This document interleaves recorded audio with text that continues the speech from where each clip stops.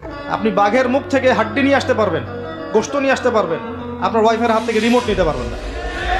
একদম সন্ধ্যা লাগবে, বসবে, রাত 10টা পর্যন্ত 4-5টা সিরিয়াল দেখবে, তারপরে ঘুম। নিত্যদিনের রুটিন। আমি একটা বয়স্ক মহিলাকেও দেখেছিলাম, সুন্দর মতো মাগরিবের নামাজ হলো, নামাজ পড়লো, মাশাআল্লাহ। নামাজ পড়ার পরে বলছে, বাবা আমি এখন কোরআন পড়বো। ঠিক আছে, মাশাআল্লাহ। দাদি পড়েন। দাদি কোরআন পড়া শুরু করলো, এক পারা কোরআন পড়ে শেষ।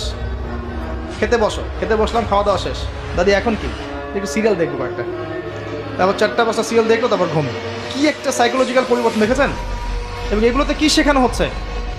পরকিয়া, জেনা, কুটনামি, পরিবারের ভাঙন, এর কথা ওকে লাগানো, এর কথা ওকে লাগানো।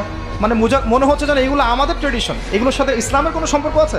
রাত্রে ঠান্ডা মাথায় চিন্তা করেন, এই 30 বছরে আপনি কি কি পাপ করেছেন।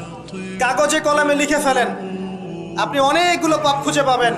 এই পাপকে 2 ভাগে ভাগ করেন। একটা পাপ আল্লাহর সাথে সম্পৃক্ত, একটা বান্দার সাথে সম্পৃক্ত।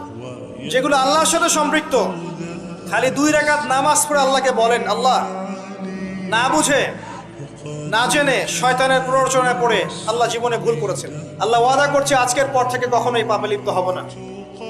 পড়বেন আস্তাগফিরুল্লাহাল্লাযী লা ইলাহা ইল্লা হুয়াল হাইয়ুল কাইয়্যুম ওয়া আতুবু ইলাইহি, সাইয়্যিদুল ইস্তিগফার। আপনি বিশ্বাস রাখেন আল্লাহ পাক আপনার সমস্ত গুনাহকে নেকি দিয়ে পরিবর্তন করতে পারেন।